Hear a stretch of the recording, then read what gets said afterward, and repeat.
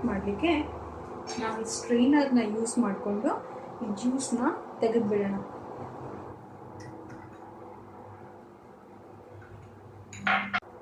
ಇವಾಗಿದು ತೆಗೆದಾಯ್ತು. ಒಂದು secret tips ಹೇಳ ನಿಮಗೆ.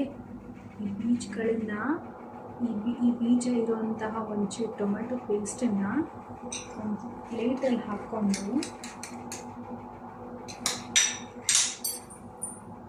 ಈ ಟೊಮ್ಯಾಟೊ ಪೇಸ್ಟ್ಗೆ ಒಂದು ಸ್ವಲ್ಪ ಅಕ್ಕಿ ಹಿಟ್ಟು, ಒಂದು 4-5 ಡ್ರಾಪ್ಸಷ್ಟು ಲೆಮನ್ ಜ್ಯೂಸ್ ಹಾಕಿ ಮಿಕ್ಸ್ ಮಾಡಿ ಫೇಸಿಗೆ ಅಪ್ಲೈ ಮಾಡಿದ್ರೆ ಒಳ್ಳೆ ಫೇಸ್ ಪ್ಯಾಕ್ ಆಗುತ್ತೆ.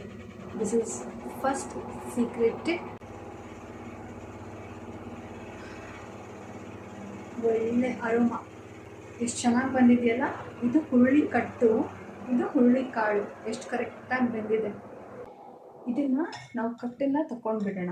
ಈ ಸ್ಟ್ರೈನರಲ್ಲಿ ಹಾಕಿ ಇದನ್ನು ತಗೊಂಡ್ಬಿಡೋಣ. ಇಲ್ಲಿ ನೋಡಿ, ಈ ರೀತಿ ಇದನ್ನು ಕಟ್ಟನ್ನು ಬಸ್ಕೊಂಡ್ಬಿಡಬೇಕು. ನಮಗೆ ಕಾಳುಗಳು ಸಪ್ರೇಟಾಗಿ ಸಿಗುತ್ತೆ. ಕಾಳುಗಳನ್ನು ಪಲ್ಯಕ್ಕೆ ಒಗ್ಗರಣೆ ಕೊಡೋಣ. ಹುರುಳಿ ಕಟ್ಟಿನ ಸಾರಿಗೆ ಬೇಕಾಗಿರೋಂಥ ಕಟ್ಟು ಇವಾಗಿದು ರೆಡಿಯಾಗಿದೆ. ಇದನ್ನು ಪಕ್ಕಕ್ಕೆ ಎತ್ತಿಡ್ತೀನಿ. ಆಮೇಲೆ ಇದಕ್ಕೆ ಒಗ್ಗರಣೆ ಕೊಡೋಣ. ಊಟಕ್ಕೆ ರೈಸ್ ಮಾಡಬೇಕಲ್ವಾ, ಆ ರೈಸ್ ಜೊತೆಗೆ ನಾನು ಒಂದು ಸ್ವಲ್ಪ ಮೆಂತೆ ಕಾಳುಗಳನ್ನು ಹಾಕ್ತೀನಿ.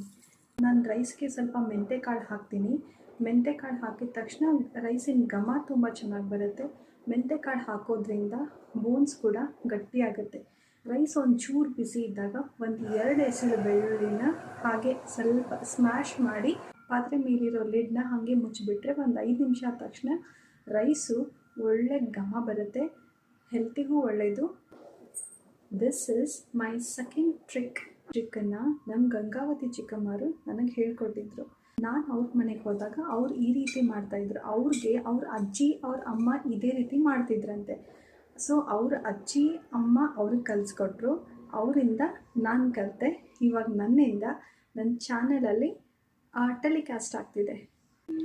ಪಲ್ಯಕ್ಕೆ ಬೇಕಾಗಿರತಕ್ಕಂತಹ ಎಲ್ಲ ಇಂಗ್ರೀಡಿಯೆಂಟ್ಸನ್ನು ನಾನು ರೆಡಿ ಮಾಡಿ ಇಟ್ಕೊಂಡಿದ್ದೀನಿ. ಬೆಳ್ಳುಳ್ಳಿ ಇದೆ, ಹಸಿ ಖಾರ ಅಂತೂ ರೆಡಿ ಮಾಡ್ಕೊಂಡಿದ್ದೀನಿ. ಆಮೇಲೆ ಉಳ್ಳಾಗಡ್ಡಿ ಕಟ್ ಮಾಡಿ ಇಟ್ಕೊಂಡಿದ್ದೀನಿ, ಕರಿಬೇವು ಸೊಪ್ಪನ್ನು ಇಟ್ಕೊಂಡಿದ್ದೀನಿ. ಹಾಗೆ ಈ ಸ್ಪ್ರಿಂಗ್ ಆನಿಯನ್ಸ್, ಉಳ್ಳಾಗಡ್ಡಿ ಸೊಪ್ಪು ಅಂತ ಹೇಳಿದ್ನಲ್ವ, ಇದನ್ನು 1 ಇಂಚಷ್ಟು ಕಟ್ ಮಾಡಿ ರೆಡಿ ಮಾಡಿ ಇಟ್ಕೊಂಡಿದ್ದೀನಿ.